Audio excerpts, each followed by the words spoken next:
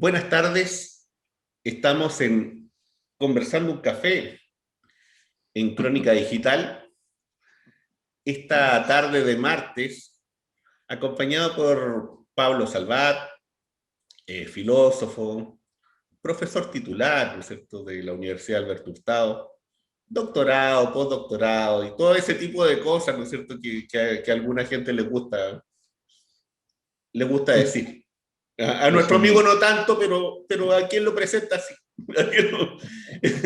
Entonces, Pablo, hoy día nos convocamos esta tarde para conversar de un tema que ha estado en el centro de la discusión nuestra, pues, del centro de la discusión no solamente de este país, sino que en América Latina y en el mundo, que tiene que ver con esta noción de los derechos humanos. Bueno, primero que nada, muy buenas tardes a ti, Omar, a Crónica Digital. Nos reencontramos. Habíamos tenido una serie de encuentros hace un tiempo, pero por todas las situaciones nacionales se tuvo que interrumpir. Ojalá que podamos continuarlo. Y hoy día, bueno, me has invitado a un tema muy esencial, muy importante, difícil de resumir en pocas palabras, y que hoy día podríamos definir, como lo hemos conversado tú y yo en algún momento, como un verdadero campo de batalla. Hoy día la disputa en torno a derechos humanos se ha vuelto, no hoy, pero ya hace unos años, un verdadero campo de batalla. Vamos a ir a eso después, si me lo recuerdas, las causas eventuales de por qué los derechos humanos son eventualmente un campo de batalla. En el segundo momento. En el primer momento, tú haces mención a una suerte de cuál es la genealogía del concepto de derecho humano. ¿Tiene antecedentes? ¿No tiene antecedentes? ¿Emerge solamente a partir de la Segunda Guerra Mundial? Producto justamente de la debacle que produce esa guerra, de la mortandad, de la destrucción, de la miseria humana que se revela ahí. Entonces, bueno, tengo aquí algunas notas, discúlpenme, estimados oyentes y auditores, no sé, los que puedan mirar, tengo una nota para no olvidar algunas cosas. Algunos los he entendido, digamos, yo no soy un especialista juridicista de esta temática, pero algunos lo hacen, dice lo siguiente primero, como tú decías muy bien, el concepto de derecho humano tiene diversidad de ingredientes, religiosos, filosófico-teológico, jurídico-político, sociocultural, cultural. Es decir, pongo yo, variedad de materiales, igual que la construcción de una casa, inciden, modelan este ideario. ¿Qué está antes de lo que la mayoría de nosotros conoce como Declaración Universal de los Derechos Humanos 10 de diciembre de 1948? Bueno, según los entendidos, los hitos o marcas anteriores, podríamos nombrar varias, pero hay una cosa que yo quiero de todas maneras dejar sentado. Aquí no hay una predeterminación histórica en lo que yo voy a decir. Y como dirían los latinos, no significa que porque menciono, por ejemplo, la influencia del Antiguo y el Nuevo Testamento de los estoicos, los movimientos que han antecedido esta declaración vayan o hayan ido directamente hacia la declaración. Nada parecido, que quede claro. O sea, no es que viene una línea de atrás predeterminando lo que después se va a condensar, sino que son, lo que llaman algunos, son algunos antecedentes materiales que recogen en buena medida el reclamo, la protesta, la reivindicación ligada a una experiencia histórica de seres humanos que han visto pasar a llevar su dignidad en distintos ámbitos. Y ese ser pasado a llevar en su dignidad necesita, tú lo sabes mejor que yo, Omar, y el público seguramente también, necesita ser traducido en conceptos o nociones que contengan, reflejen, expliciten, traduzcan una determinada experiencia histórica situada en un determinado lugar. Pero, desde el punto de vista de lo que podemos mencionar, la cultura en general, ¿qué antecedentes hay para algunos? Primero, lo que llaman la ley no escrita, es decir, las costumbres, las tradiciones, los mitos. Siempre el eje es, como anoto yo aquí, límites al poder del daño mutuo, que es para mí también la ética. O sea, cuando a mí me preguntan los estudiantes por qué hay ética, el humano la ha inventado, no es un humano, no es una persona, son las comunidades las que la inventaron. ¿Para qué? Para ponerle límites al daño mutuo. Y eso le ha permitido a la especie humana nada más y que nada menos, hasta el día de hoy al menos, sobrevivir. No hemos sido como otras especies que hemos terminado exterminándonos entre nosotros, aunque haya habido esa intención. Segundo, la ley escrita religiosa, es decir, los profetas, la Torá, el Antiguo y el Nuevo Testamento. Tercera fuente, los primeros que pensaron o filosofaron. Ahí están nuestros amigos, los sofistas, el señor Sócrates, el señor Platón, Aristóteles y los amigos que lo rodean. Cuarto, el Evangelio, el Nuevo Testamento y los estoicos. Y aquí empiezan a emerger las figuras del derecho romano, del derecho natural y de lo que se llamó por los romanos derecho cosmopolita, ¿no? Los estoicos fueron los primeros que hablaron de que habría potencialmente, estimados seguidores, un derecho cosmopolita, es decir, que pertenece a todo conjunto de seres humanos reconocidos, en tanto seres humanos vivan donde vivan. Eso no existía antes, ese cosmopolitismo. Son los estoicos los que primero dicen cómo el ser humano es un humano atravesado por esta llama, por este fuego interior que se llama la razón. Donde haya seres humanos, hay seres atravesados por este fuego interno, esta alma interna llamada razón. Y por lo tanto, donde hay seres humanos, hay derecho. Por supuesto, eso no... Sí. Disculpa, Pablo. Entonces tú, para hacer una claridad, hay un elemento esencial, uno de los más esenciales que tiene que ver con esta idea de la limitación del poder, la limitación del abuso. Sí, del daño mutuo. Del daño mutuo. Ese es el término que yo uso con la gente, porque me parece es el daño interpersonal, pero también es el daño, por decirlo así, ubiquémonos en nuestro tiempo, intertribal. Llega un inmigrante, llega un, comillas, enemigo, hay maneras de tratarlo, lo puedes liquidar, lo puedes absorber, lo puedes complementar. Entonces, el animal humano, como animal comunitario, ha ido inventando ciertos valores y ciertas normas de costumbre no escritas en primer, después se transforman en ley, ¿me entiendes? Y después en derecho estatuido, escrito. Primero es una suerte de valoración o ley implícita que permite sobrevivir. Claro, segundo, disculpa, sí, lo que tú también estás planteando, para hacerlo más gráfico todavía, estás diciendo, mira, desde el punto de vista religioso, aquí hay una idea, ¿no es cierto? Todos son hijos de Dios. Exacto. Todos son hijos de Dios. Y al ser todos hijos de Dios, ¿no es cierto? Hay un principio de unidad. Hay un principio. Exacto. ¿Y sabe dónde está graficado eso? Muy bien, muy bueno tu apunte, porque me lleva, aquí lo tengo, a la idea de que todos tenemos la misma naturaleza. Es que la naturaleza humana se comparte universalmente. Eso es una cuestión, eso de los estoicos, pero también está en el Evangelio, sobre todo con la prédica de Jesús.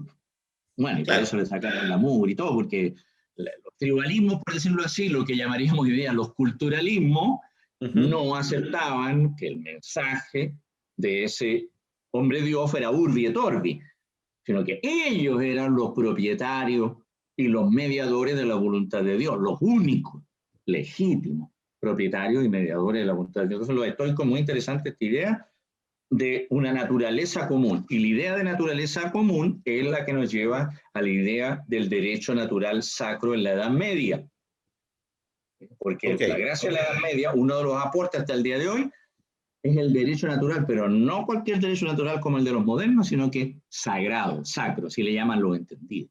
Y de ahí emerge lo que algunos llaman la ley natural. Bueno, los que se quedaron pegados en el medioevo, ustedes lo saben, Omar y televidente, los que se quedaron pegados se remiten a esa ley, al contenido, fíjense, ese es el problema, a algunos contenidos de la ley natural, por ejemplo, para oponerse al divorcio, para oponerse a la posibilidad de la eutanasia, para oponerse a, ¿cómo se llama?, a una ley de aborto bajo 3 causales.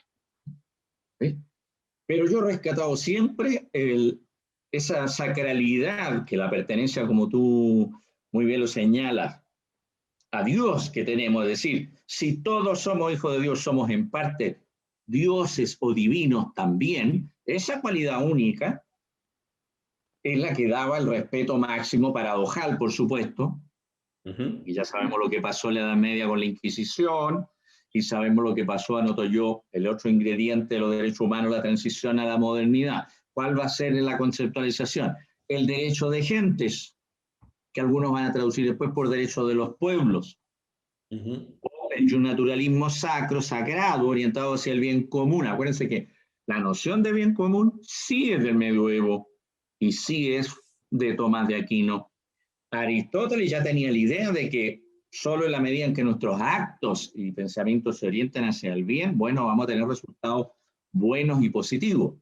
No hablaba todavía de bien común. Es el cristianismo el que nos lega el concepto, por una parte, de dignidad y de la común dignidad de hijos de Dios, como dice esto muy bien, y por otro lado, esta idea de sacralidad porque orientados al bien común. ¿Qué refleja ese debate en la transición a la modernidad? La conquista de América y, bueno, la explotación, la matanza de los indios y la discusión que se dio sobre la naturaleza del alma de los indios. Esa discusión llevaba, vayan dos partidos, el partido que decía los indios sí tienen alma y espíritu, por lo tanto deben ser tratados iguales que nosotros, y los que decían no tienen alma, no deben ser tratados iguales que nosotros y por lo tanto no tienen derechos. Esa fue una apasionante siglo XVI. Desde ahí lo que se llama, ¿no es cierto?, el nacimiento en el fondo del derecho internacional y, por cierto, de la discusión clave sobre el tema de los derechos humanos. Exacto.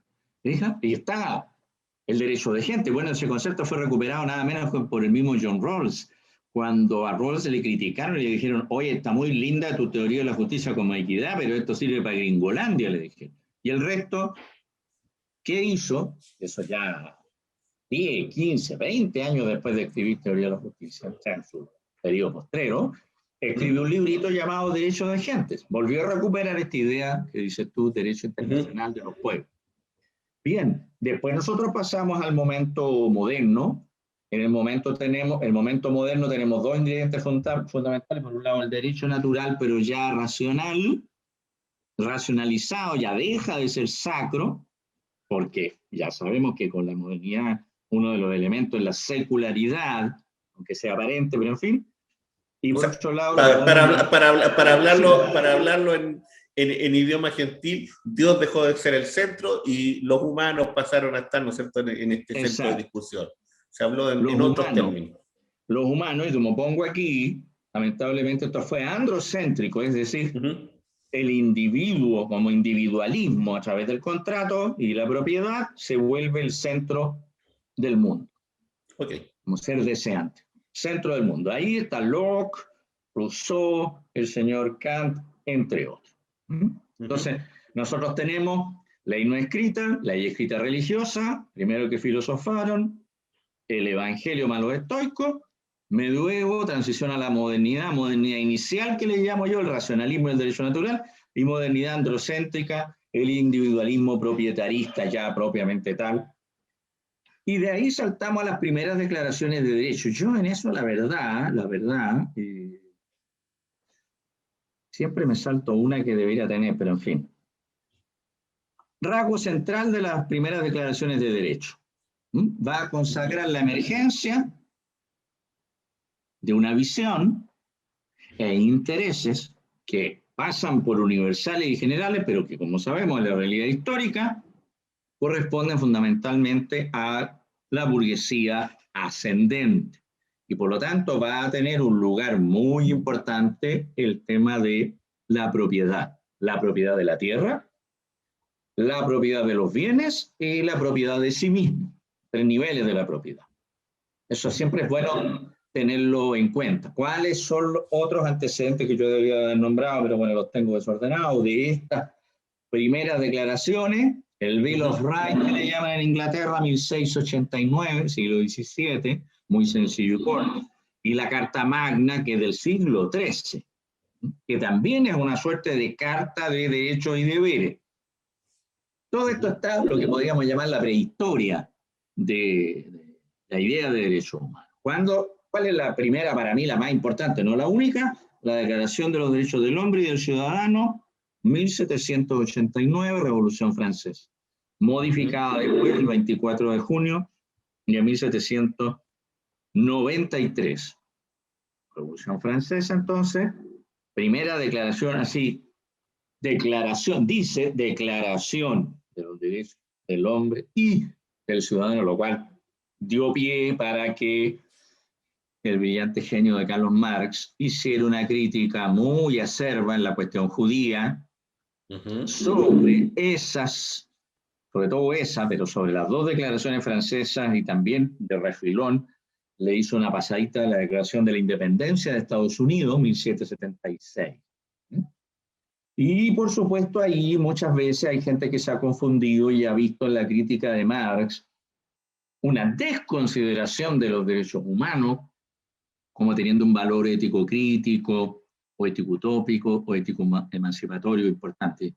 A mi modo de ver, cuando uno ve todo el transcurso de la obra de Marx, para nada. Lo que él reclamaba o lo que él reivindicaba era hacer luz a lo que se oculta en esa declaración. ¿Qué es lo que se ocultaba en esa declaración? El hacer pasar, por decirlo así, el hombre burgués por el hombre universal. Entonces, esa era la crítica de él, pero yo sé que hay muchos amigos, incluso de izquierda, que sostienen que Marx jamás le interesaron los derechos del hombre, que los ligó completamente a un problema de clase o de posesión de medios de producción y que por lo tanto los enterró. No, lo que Marx hace en ese trabajo es más bien decir cuáles son los límites que tiene esa declaración de los derechos del hombre y del ciudadano bajo el dominio del capitalismo moderno, de la ciencia moderna, de la tecnología moderna, del derecho moderno. ¿Cuáles son los límites? Pero le dieron con el caño. Después tenemos la modernidad aquí. Sí. Pablo, aquí que está entrando la modernidad y que estamos entrando a este momento, ¿no es cierto?, culmen de esta declaración de pasar del 48, si no me equivoco.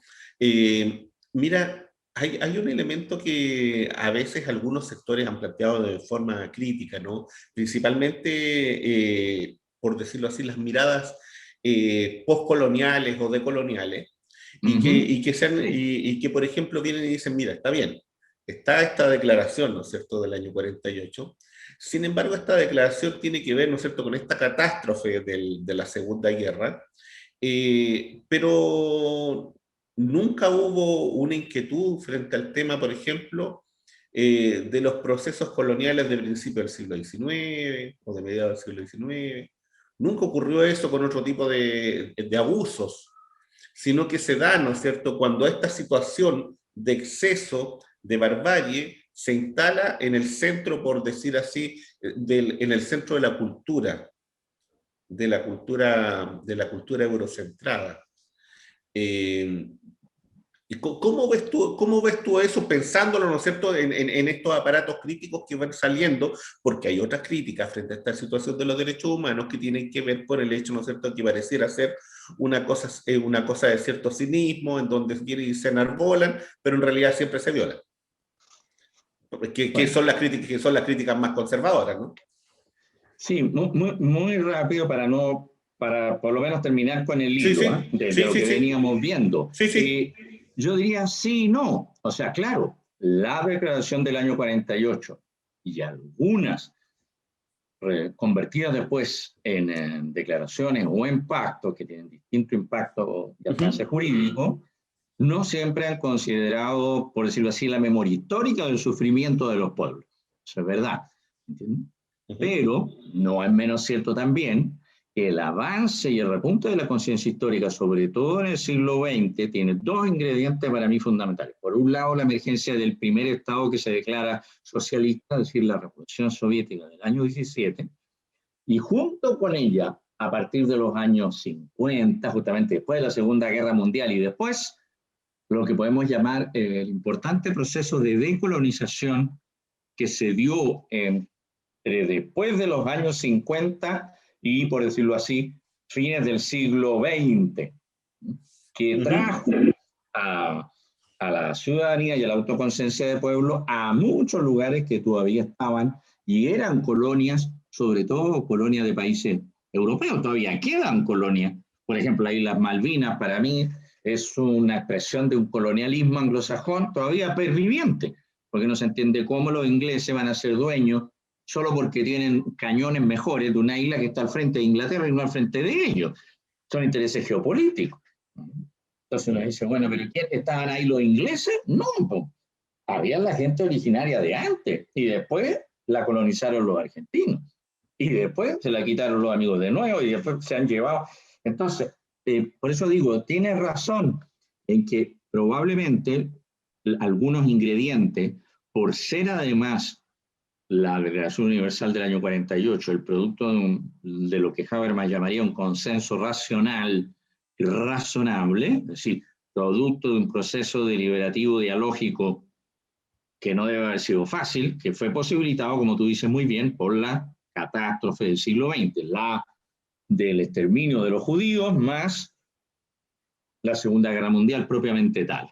Pero después, justamente con estos dos procesos, el ascenso del ideario socialista con el ascenso de las luchas anticoloniales que fueron impulsadas también, aquí se olvida, por buena parte de los países del campo socialista, esa lucha anticolonial o decolonial, hay que recordar a Ho Chi Minh y otra gente, del tercer mundo fundamentalmente, obligó a Naciones Unidas. Yo no lo ando trayendo aquí, yo tengo un libro con buena parte de los instrumentos de derechos humanos que tiene Naciones Unidas, pero estoy convencido que hay una, al menos como declaración contra el colonialismo, así como la postergación, que tú no lo mencionaste, pero yo lo menciono y sé que a ti también te inquieta, de las mujeres.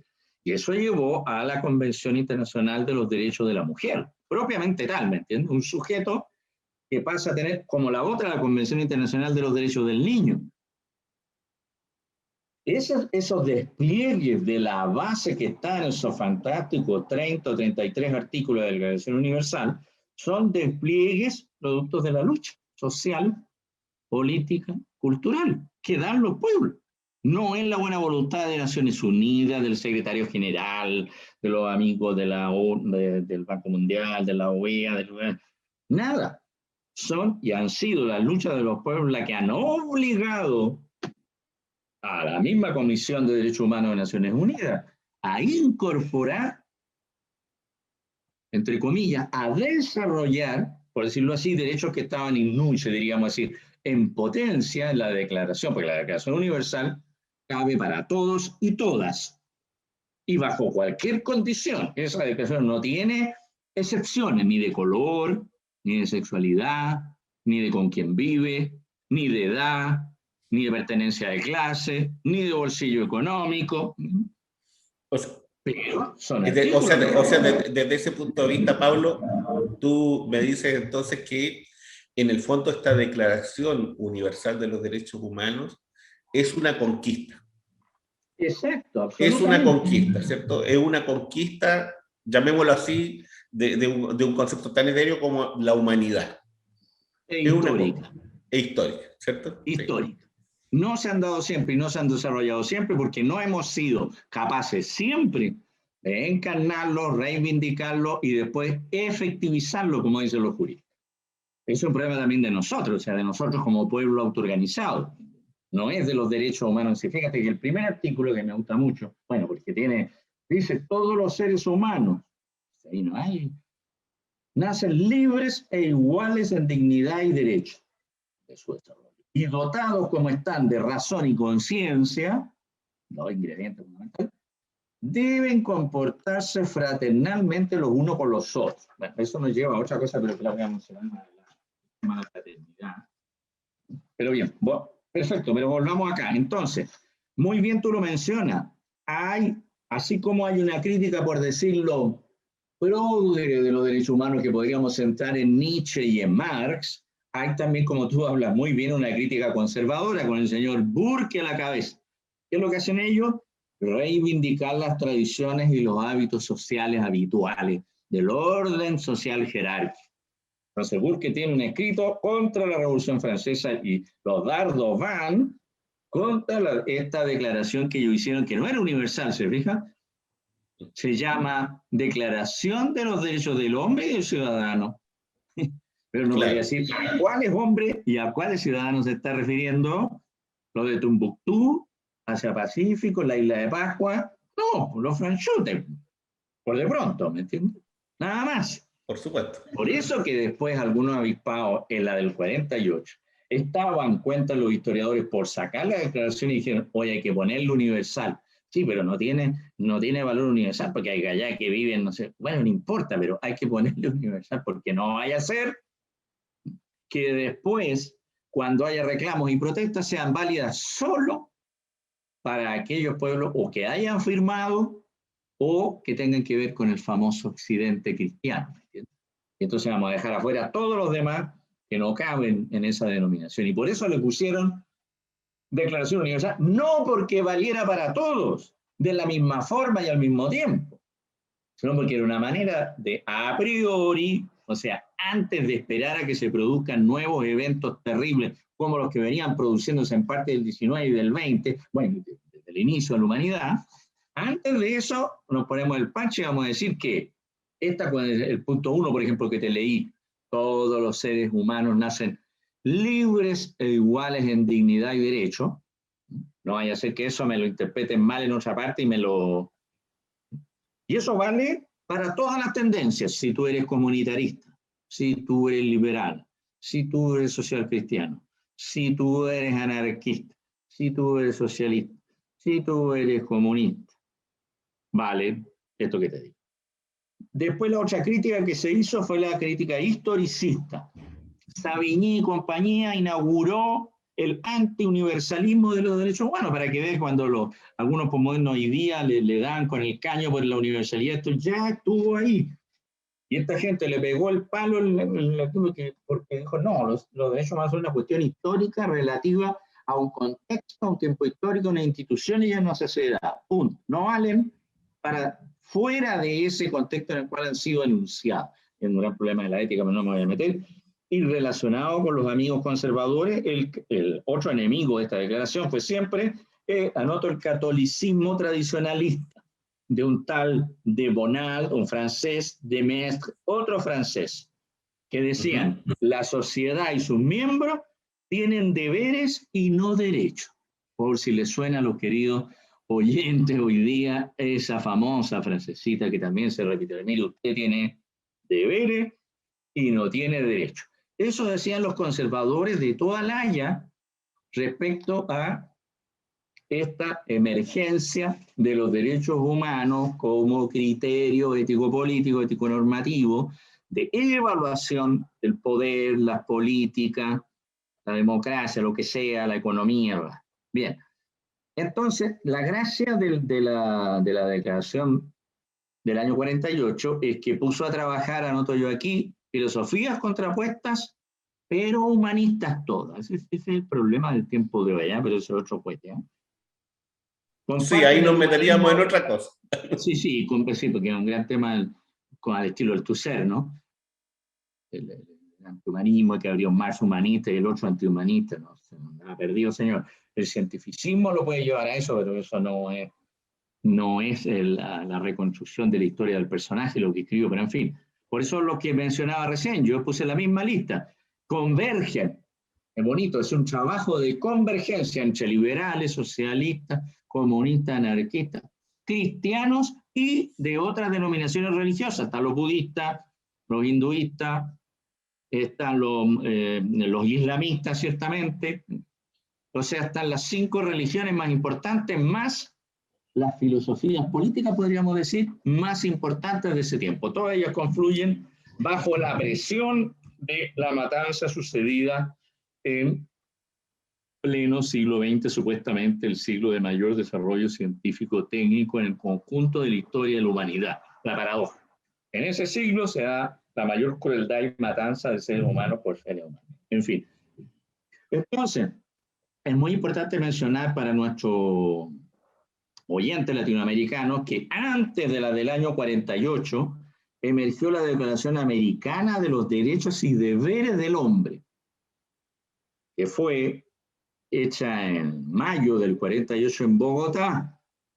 Así que interesante, algo tenemos los latinoamericanos, muy poco recogida, o sea, cuando uno ve los instrumentos como el que yo le... Se habla poco de eso, ¿eh? Sí. hay que racharla por no sé dónde para encontrarla.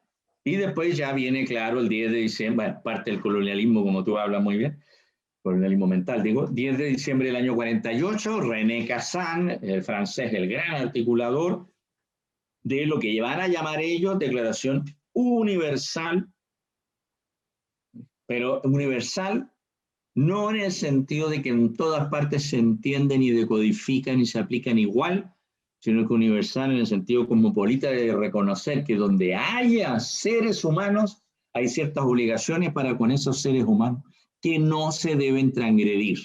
Tortura, ¿entiendes? Exilio sin juicio, exoneraciones sin juicio, desapariciones, ejecuciones o eliminaciones étnicas, otras cosas, o lapidación de la mujer. ¿Entiendes? Hay un largo rosario de prácticas que lo que quiere decir la Declaración Universal de los Derechos Humanos deberían estar interdictas en todas partes. Y a partir de ella, entonces, y de la disputa ideológica del siglo XX, se despejan dos pactos fundamentales, el de los derechos cívicos y políticos y el de los derechos económicos, sociales y culturales.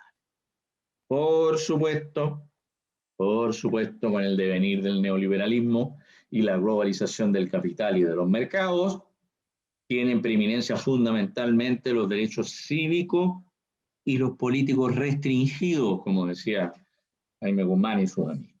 Hay derechos políticos, pero cuidado. Lo más importante son algunos como la libertad de expresión, el derecho individual a entrar y salir, a comerciar, a armar empresa, a comprar y vender, entiende que nadie te toque la propiedad que tú has comprado y se respeta el contrato. Después nuevos derechos, anoto, esto lo podemos ver después, derecho del niño, anoté, derecho de la mujer, derecho del medio ambiente, derecho de los pueblos originarios, año 2007. Tarde, ¿ah? ¿Eh? Pero Tarde. producto, como usted ha dicho muy bien, profesor, sí, producto de la lucha de esos mismos pueblos originarios que han dicho nosotros necesitamos ser protegidos para poder continuar con vida y poder continuar con nuestro modo de vida. Protegido. Y ustedes ponen ahí una declaración que más se presta para considerar a un grupo que a otro, entonces aparece Naciones Unidas y... Pero ya sabemos que no son, ¿cómo se llama? Considerados. Un elemento que quiero decir, lo último si quieres sobre esto antes de pasar al tema de la disputa propiamente tal, que es importante. Sí. Se habla mucho de generaciones de derechos humanos. ¿Quién puso el tema de que hay la primera generación, la segunda, la tercera, la cuarta? Algunos hablan de la quinta. Y por lo tanto historificó de manera sucesiva, queridos oyentes, ¿eh? Los de la primera parece ser que por ser primera son los más importantes. Entonces, claro, cuando se realicen los de la primera, hacemos los de la segunda. Cuando realicemos los de la primera y la segunda, hacemos la tercera. Se dio mucho una visión etapista de la consideración y del cumplimiento de los derechos humanos, que a mi juicio es errada, por supuesto. ¿De dónde viene? De un checo, para que vean ustedes cómo nacen las cosas, que puro azar, Karel Vazak, se llamaba, que en el año 79 trabajaba en Naciones Unidas, por supuesto, no tuvo tiempo para preparar una exposición, anoto yo, y como no tuvo tiempo para preparar la exposición y viendo ahí en el avión, que sé yo, cómo ordeno mi posición en aquella casa, se acordó de la bandera francesa, libertad, igualdad, fraternidad. Y ancló, por lo tanto, a la libertad los derechos de la primera generación, igualdad, derechos de segunda generación. Y él no desarrolló, pero se han desarrollado lo que llamamos, que para mí debe ser el vértice para reconstruir un sistema de derechos humanos, los derechos de solidaridad, donde viene el derecho al desarrollo, el derecho a la paz, derecho a un medio ambiente sano, respeto a la diversidad religiosa, etc., que correspondería al vértice menos desarrollado de la Revolución Francesa, posteriormente a ella, que es el vértice de la fraternidad. Pero les quiero decir que no fue ninguna investigación historiográfica, no fue ninguna genealogía al estilo Foucault, ni nada lo que llevó a este hombre a hacer esa distinción, sino que un apuro conferencista a presentar el tema. Y después eso quedó oleado y sagrado. Entonces todo el mundo habla de derechos humanos de la primera generación, derechos humanos de la segunda generación, Los tercera generación traigo anotado aquí. Se incluyen, sobre todo para los oyentes, porque es de los menos conocidos. Derecho a la paz, al desarrollo. Miren qué importante, a la libre determinación de los pueblos, a un medio ambiente sano, patrimonio cultural, justicia transnacional, e incluso se incluyen los derechos del consumidor, de los niños y de la tercera edad. Yo ando trayendo, permíteme. Oye, Pablo, mientras estás buscando, bueno, entonces estamos en esta idea, ¿no es cierto?, de que hay una serie de elementos que permiten desarrollar esto que llamamos derecho, este concepto que llamamos derechos humanos, que se plasma, ¿no es cierto?, por escrito en 1948. Sí. Pero que además de eso, ¿no es cierto?, tiene algunos peros que se colocan de algunos sectores, y luego estamos en este minuto, ¿no es cierto?, donde instalado ya el concepto, donde escrito, ¿no es cierto?, ya en documento, estos elementos básicos de lo que vamos a llamar esta Declaración Universal, se produce esta otra situación que tiene que ver en que tomamos esta bandera y quién toma esta bandera y qué uso le da a esta bandera. Y en ese sentido entramos en este ámbito, ¿no es cierto?, de esta disputa por esta dimensión de los derechos humanos y por tanto quién se hace cargo de eso y quién es acusado de violador de derechos humanos, quién es acusado de ser países, ¿no es cierto?, que respetan los derechos humanos, y cómo al alero también de esta dimensión de los derechos humanos muchas veces se cometen atrocidades también, por cierto. Absolutamente. Yo quería solo, no para seguir molestando, sino que para terminar lo de antes, que después de los derechos de solidaridad, hay muchos que están hablando de los derechos de cuarta generación, y solamente les voy a poner para que vean qué interesante, pero está todo en debate, ¿eh? Manipulación genética, derecho a visitar el patrimonio histórico-cultural de la humanidad, la cuestión del ciberespacio, las nuevas tecnologías de la comunicación. Algunos hablan de la infoética y de la ética del ciberespacio. Eso es bueno nombrarlo porque nosotros ya estamos viviendo sobre eso y las consecuencias de eso. Claro. Y hay un tipo, pero yo no lo he podido conseguir, no sé si lo puso en un libro que el año 97 propuso, hizo una propuesta de declaración de los derechos humanos en el ciberespacio. Que habría que tomar en cuenta absolutamente el mundo que estamos viviendo, en el cual la mediación de las nuevas tecnologías es, al tema que tú mencionas, es fundamental, las redes sociales.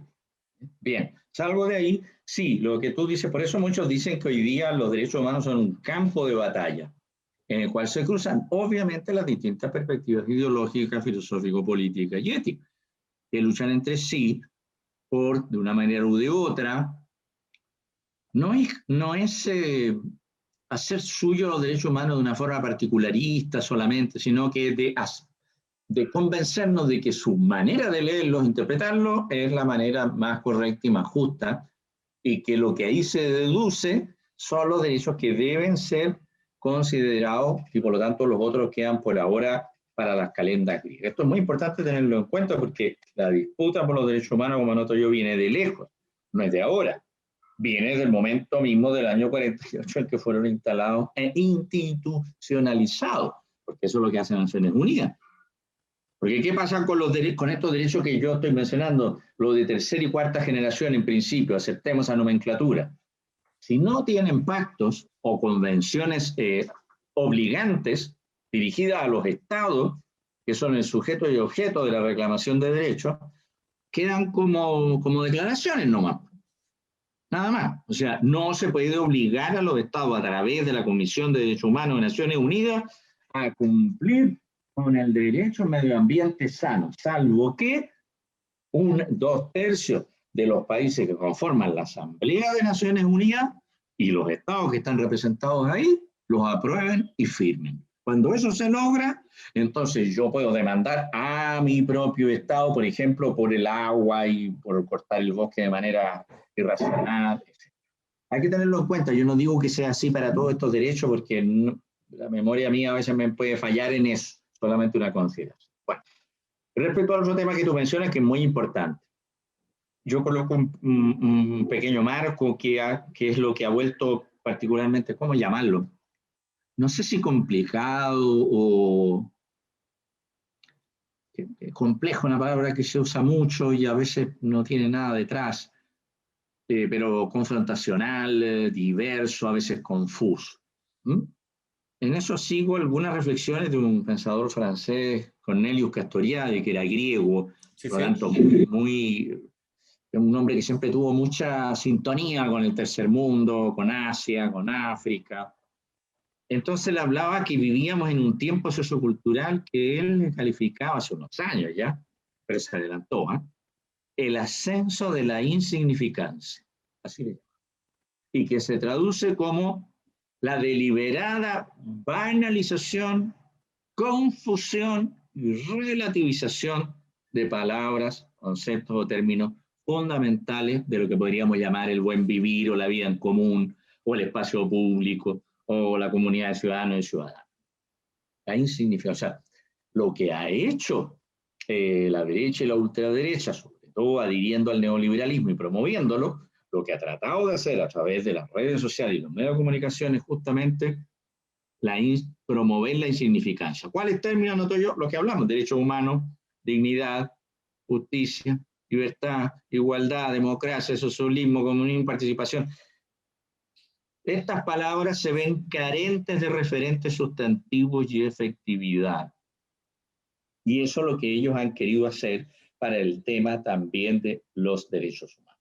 Ahora, en el caso de la disputa de los derechos humanos, hay 3 o 4 campos, yo solamente los voy a mencionar en general antes de pasar a Chile, si tenemos tiempo y ánimo. Sí, sí, sí. ¿Dónde se da la lucha? Política, por supuesto. O sea, ahí la pregunta y el debate es, bueno, ¿qué orden sociopolítico, sociojurídico, socioeconómico está en condiciones de efectivizar más plenamente, vamos a ponerlo así por ahora, la Declaración Universal de Derechos Humanos? Después viene el debate y la disputa en el campo jurídico.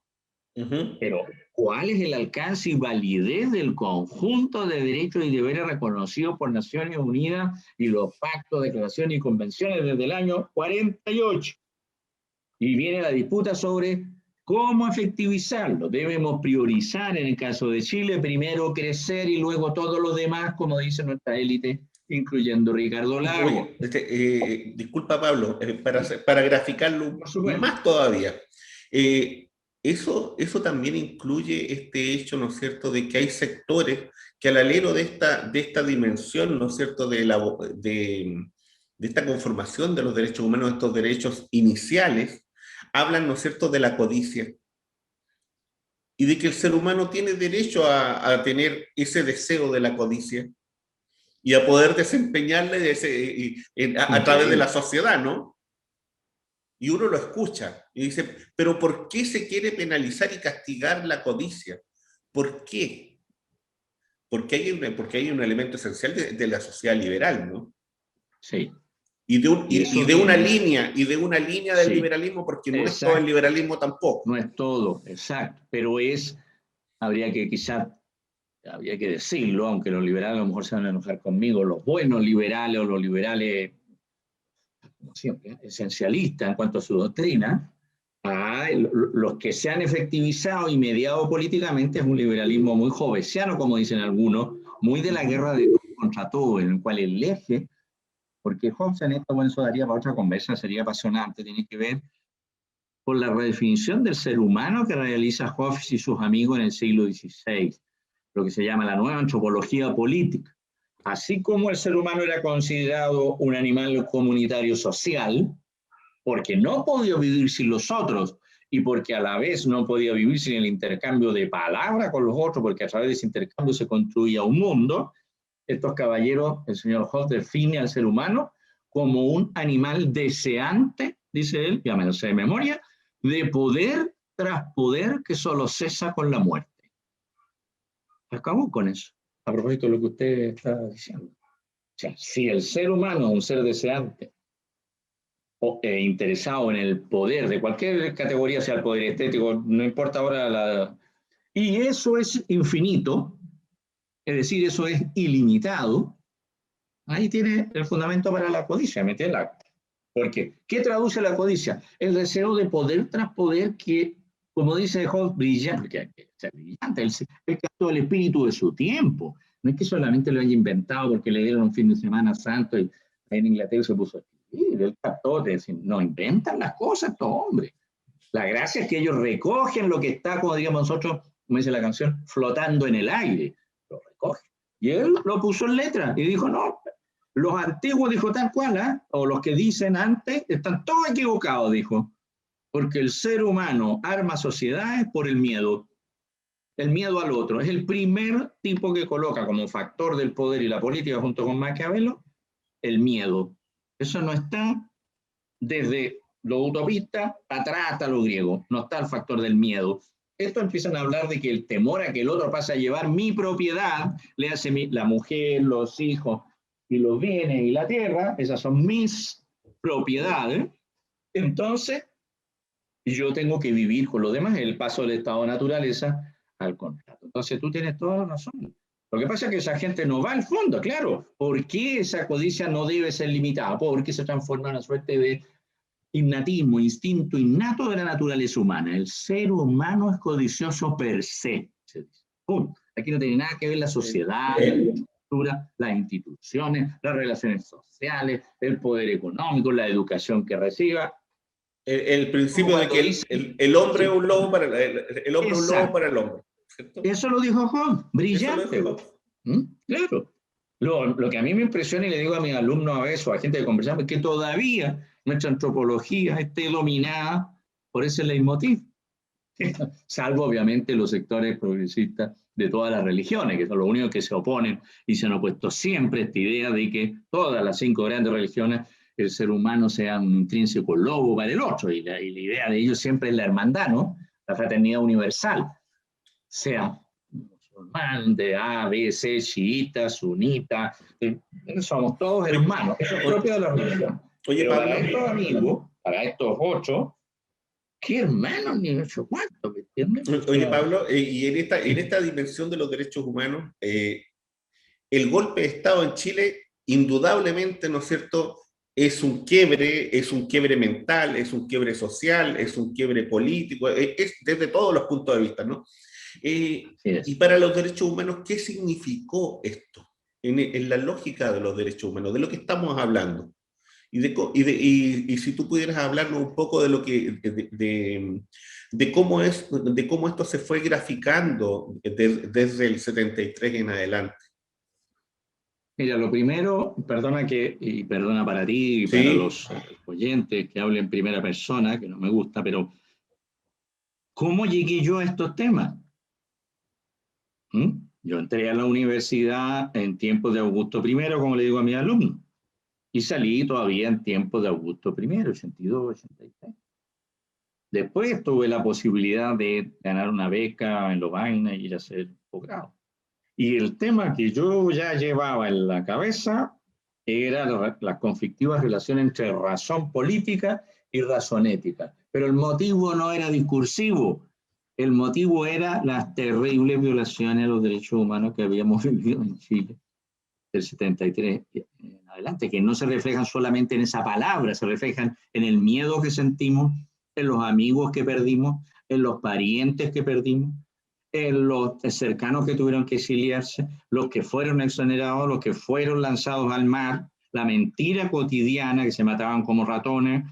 O sea, es un ambiente que vivimos, soportar eso es lo que se condensa cuando se dice, pero es que como los derechos humanos son un concepto abstracto muchas veces, nunca debemos olvidar que es la traducción normalmente muchas veces del sufrimiento humano, que el ser humano le inflige a otro ser humano, ¿me entiendes? Porque nadie habla, es como si dijéramos, no, nosotros hay que hacer una declaración en la selva de que los tigres y los leones no se coman más la galla que va a tontear ahí a hacer safari. No tiene sentido, ¿me entiendes? No va a hacer que los tigres ni los otros aparatos, si tienen hambre, no te coman al primer gil que saca la cabeza del jeep para tomar fotos para su familia de que estuvo ahí. Estuve ahí donde están esos animales, ¿me entiendes? Vale, eso ha pasado, el animal se venga, vale, venga un solo venga, lo saca y se lo come. Horrible, claro, ven. Ahí no hay derecho, ¿me entiendes? Pero nosotros sí. Entonces, lo que yo quiero decir que fue la práctica, las consecuencias dolorosas, el dolor y el sufrimiento de la práctica reiterada de violación a derechos humanos de 73 al 90, lo que en este caso específico me llevó a mí a ver esos temas sobre ética, política y sociedad. Es bueno que lo diga porque no fue después que, a ver, bueno, inventé, hasta los derechos humanos los vamos a poner. Porque nosotros, los que vivimos esos 17 años, vivenciamos lo que significa el atropello de la dignidad, de la igualdad y de la fraternidad. Lo vivimos todos los días, sin necesidad de conocer ninguna declaración en ese minuto. Estamos hablando del año 74, 75, los peores años que fueron hasta comienzos del 80. Pues la represión fue más selectiva, mucho más selectiva, pero al principio se juntaba dos personas en una esquina y ya era sospechoso y podía ser llevado y no se podían dar ni con libros que pudieran comprometerlo a uno en otra cosa y ser pasible entonces de ser maltratado. Es una huella que llevamos, que no tienen las nuevas generaciones, por eso que es tan importante lo que muchos llamamos la educación en derecho. Pero una educación, Omar, como a ti te gusta decirlo, vivencial o vivencial, en la cual la literatura, la poesía, el cine tienen mucho que decir, porque nos sacamos, perdón, me adelanté, pero no sacamos nada con que los niños aprendan de memoria los 33 artículos de la Declaración Universal que tú puedes colocar en la sala de clase, ahí. Si esos niños desde niños no son capaces de vivir la vergüenza que significa el bullying, el ser maltratado, no siempre físicamente, pero simbólicamente, discriminado, dejado de lado, apartado, cosas que nos han hecho y que a lo mejor nosotros parte sin querer, también de niños hicimos con otros niños. Tú tienes ahí un material, yo siempre decía, cuando he participado, porque he participado en varias instancias relacionadas con ese tema de educación para los derechos humanos, yo siempre decía, tiene que ser una educación vívida, que le haga vivir a cada niño lo que significa sentirse pasado a llevar. Ese niño que aprende a través del teatro a sentirse pasado a llevar seguramente va a tener doble cuidado de no hacerle lo mismo a otros niños por el color de la piel, porque están muy gordos, porque son feos, porque así somos los niños, son muy crueles, ¿no? Son feos, tienen mechas de clavo, no tienen ojos azules, ¿me entiendes? Lo vienen a dejar en una autorrasca. Cosas que tienen que ver con el ámbito tuyo, que es de la cultura. Bien, a partir de ahí, claro, me salto un poco a los 17 años y empiezo ya del 90, pero no me lo salto por saltármelo, sino que yo digo, la experiencia histórica vivida en esos 17 años, que tiene algunos correlatos con experiencias terribles también, antes del año 73, lo conversábamos con Omar, Guerra Civil en Chile, 1891, pero antes la llamada pacificación de la Araucanía, podríamos poner, 1931, Comisión de la Verdad y Reconciliación para la dictadura de Ibáñez. Por supuesto. Ahí la pregunta que muchos nos hacemos es ¿qué hay en la cultura nacional? ¿Qué hay en la cultura nacional que no soporta el conflicto y el antagonismo y que tiende a dilucidarlo a través de la liquidación del otro diverso, distinto adversario? En la liquidación, entendiendo por liquidación la muerte del otro. Y esa es una cuestión que a mí personalmente, bueno, no he tenido tiempo de desarrollarla, pero me inquieta. Bien, veamos más bien. Disputa por su significado y alcance desde el 73 en adelante. ¿Qué ingredientes están en juego, a mi juicio, modestamente y muy rápido? Primero, un uso parcializado de ellos. Es un debate permanente. Usted lo está usando, pero para su capilla. Para el otro, no, usted lo está usando para su capilla exclusivamente. Entonces, bueno, y la gente dirá, bueno, ¿entiende? Segundo, hay una disputa en torno a verdad, justicia y reparación, abierta. Todavía. Verdad, justicia y reparación, o verdad, justicia, reparación y reconciliación, como la llaman.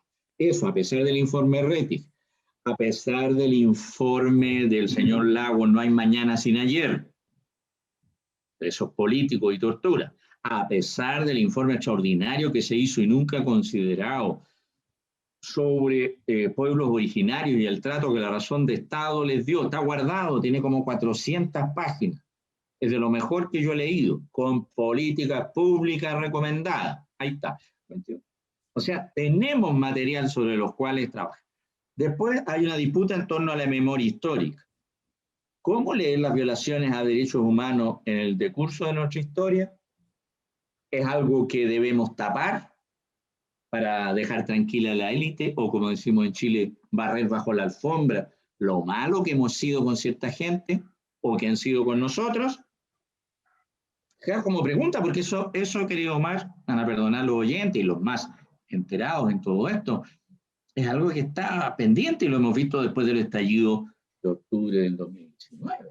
Sí, oye, Pablo, fíjate que frente a esto mismo de octubre del 2019, pero no solamente eso, sino que también esta discusión sobre el tema de los derechos humanos lleva a cierta retórica maniquea también, a una cierta retórica, ¿no es cierto?, del bien y el mal, los buenos, los malos, y en esto, y donde incluso, ¿no es cierto?, se llega a posiciones bastante absurdas o a ensayos retóricos que uno los ve en la prensa y los ve en algunos periodistas, hombres, mujeres u otros, en diferentes medios, entre comillas, uniformados, oficiales, en donde pareciera ser que el tema de los derechos humanos están encasillados en Venezuela o están encasillados no sé dónde, y pareciera ser que quien no hace esto entonces no está con los derechos humanos, y quien hace eso sí.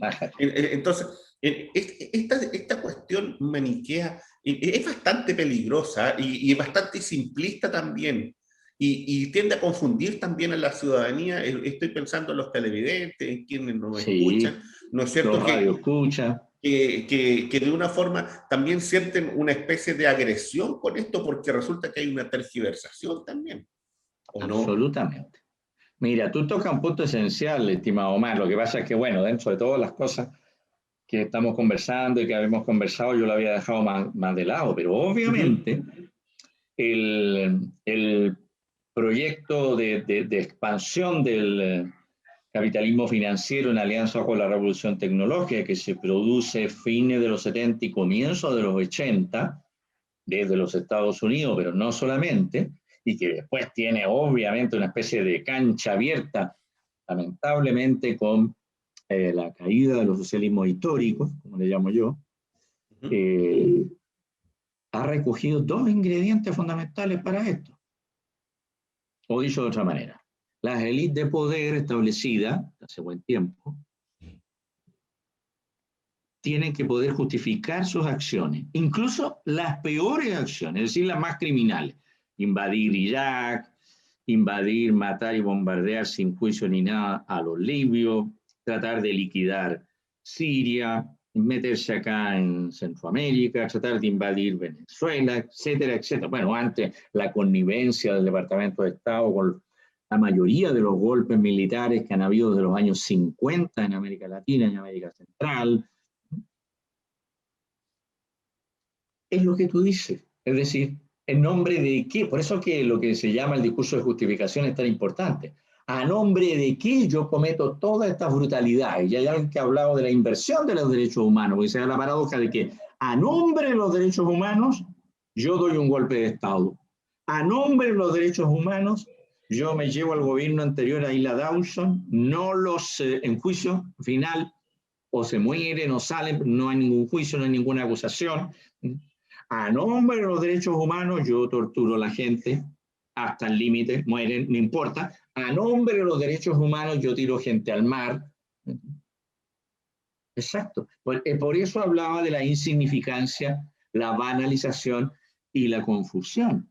Porque de lo que se trata de hacer desde la lógica del poder dominante, es decir, nosotros hacemos todo esto porque nosotros somos, como dices tú muy bien, occidentales, blancos y buenos. Y los occidentales, blancos y buenos, no violan los derechos humanos. Solo lo violan o los latinoamericanos, o los asiáticos, o los africanos, o los de Eurasia. Además, allá por decirlo, la otra gente, nosotros no. Entonces, ahí se dio esa batalla hace varios años. Ellos han intentado reapropiarse del concepto de derechos humanos como lo hace hoy día Biden de nuevo, a diferencia de Trump, que era más franco, apropiarse y a nombre de, es decir, de su lectura singular de derechos humanos, producir dolor, sufrimiento, invasión o favorecer a las élites de poder establecidas en Estados Unidos o a las élites de poder global. Maniqueísmo, Pablo, muy buen término, Pablo, los buenos versus los malos. sí, oye Pablo, para ir cerrando en honor al tiempo, al tuyo, y también pensando en quienes ven y quienes nos escuchan, ¿no? La paciencia. Sí, y la paciencia, ¿no? Y también de que es un tema denso, son temas que no son fáciles de tratar y que es muy bueno, y yo te agradezco mucho la dimensión de claridad que ha ido estableciendo conceptual, y tu mirada, tu investigación, tu trabajo en relación con eso. Bueno, quisiera dejarte este último minuto para que tú puedas venir y cerrar algunos temas, los que consideres que son necesarios. Mira, yo lo que quisiera, bueno, si es posible, a lo mejor más adelante podemos tener otro encuentro. Por A lo mejor lo supuesto. debimos haber planteado así, pero a veces uno no sabe cómo se va a dar y todo, pero otra dimensión más, más, ¿cómo llamarlo? Más presente-futuro, Sí. respecto a la pregunta que tú hacías. Yo puedo dar solamente unos 4 o 5 tips, como dicen algunos, que están de moda. ¿Qué nos falta? ¿Qué podemos hacer?